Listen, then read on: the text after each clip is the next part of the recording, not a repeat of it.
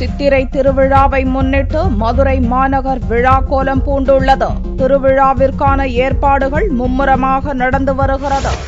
உலக பிரசித்தி பெற்ற மதுரை மீனாட்சியம்மன் கோவில் வரலாற்று சிறப்பு பெற்றது. இங்கு 12 மாதமும் திருவிழா நடைபெறும். அதில் சித்திரை மாதம் நடக்கும் திருவிழா முக்கியத்துவம் வாய்ந்தது. 13 நாட்கள் நடைபெறும் சித்திரை திருவிழாவை காண்பதற்கு மதுரை மட்டுமின்றி பல்வேறு மாநிலங்களைச் சேர்ந்த பக்தர்கள் வருவதுண்டு.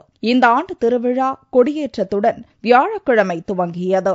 தினமும் அம்மனும் சுவாமியும் வீதி உலா வருதல், அம்மனுக்கு பட்டாபிஷேகம், திருக்கல்யாணம், தேரோட்டம், கள்ளழகர் புறப்பாடு என பல்வேறு நிகழ்ச்சிகள் நடைபெறவுள்ளது.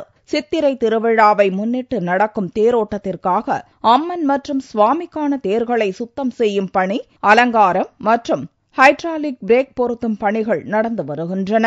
கள்ளழகர் வைகை ஆற்றில் இறங்கும் வைபவத்தின் போது நேர்த்திக் கடனுக்காக தண்ணீர் பீச்சும் பக்தர்கள் சல்லடம் எனும் பல வண்ணங்களில் தயாரான ஆடைகளை அணிவது வழக்கம். அதற்காக கோவில் முன்புறம் உள்ள புது மண்டபத்தில் தையர் கலைஞர்கள் முழு வீச்சில் ஆடைகளை தயாரித்து வருகின்றனர். கடந்த 40 ஆண்டுகளமா இங்க புது மண்டபத்தில் சாமி வியாபாரம் பார்த்துட்டு இருக்கேன். வர்ற 14 சித்திரத்தில் வருது. அதனால பொதுமக்கள் அனைவரும் இந்த கடையில் வாங்குறாங்க. சாட்டை, கம்பு, அருவா மற்ற அனைத்து பொருட்களும் இங்க இருக்குது. மழை தண்ணிகள் இல்லாதனால வியாபாரம் கொஞ்சம் கம்மியா இருக்குது. கடந்த வருஷத்தோட இந்த வருஷம் கொஞ்சம் சுமாராக தான் இருக்கு. அவ்வளவு சிறப்பா தெரியல. இந்த போன 2 நாள் மழை பெஞ்சனால வியாபாரம் கொஞ்சம் பரவாயில்லாம இருக்கு. கம்பம், தேனி, கூடலூர், உசிலம்பட்டி இந்த மாதிரி வெளியூர் கிராமத்துக்காரங்க நிறைய வந்து வாங்குறாங்க. சித்திரத்துலாவுக்கு ஸ்பெஷலா வந்து இந்த சாமி அடி சல்லடம், டவுசர் இந்த மாதிரிலாம் தச்சு தர்றோம். சித்திரத்துலாவுக்கு கொடை கூட நல்லா போயிட்டே தான் இருக்கும். அழகர் ஆத்துல இருக்கலாம் கொடையும் நிறைய வாங்கிட்டு போவாங்க. சாதாரணமா போயிட்டே தான் இருக்கும். கிராமத்தாளுக்கு ஏதாவது நேற்றுக்கிழங்காக 1-2 வாங்கிட்டே போயிட்டே தான். போன வருஷத்தோட இந்த வருஷம் நல்ல முறையில் போயிட்டே இருக்கு. ஏன்னா மழை தண்ணி இல்லாமனால ஜனங்க மழை தண்ணி வரணும்னு சொல்லி நிறைய பேர் சாமி கும்பிடுறாங்க. நல்லா மழை பெய்யணும், விவசாயம் நல்லா விளையணும்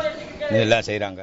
வைகை ஆற்றில் கள்ளழகர் இறங்கும் நிகழ்ச்சியை முன்னிட்டு கரையிலிருந்து அழகர் ஆற்றில் இறங்கும் இடத்தில் மணல் மூடைகளை கொண்டு பாதை அமைக்கும் பணி, தடுப்புகள் அமைக்கும் பணி மற்றும் அழகர் இறங்கும் இடத்தை சுத்தம் செய்யும் பணி மற்றும் சீரமைப்பு பணிகளும் நடந்து வருகின்றன.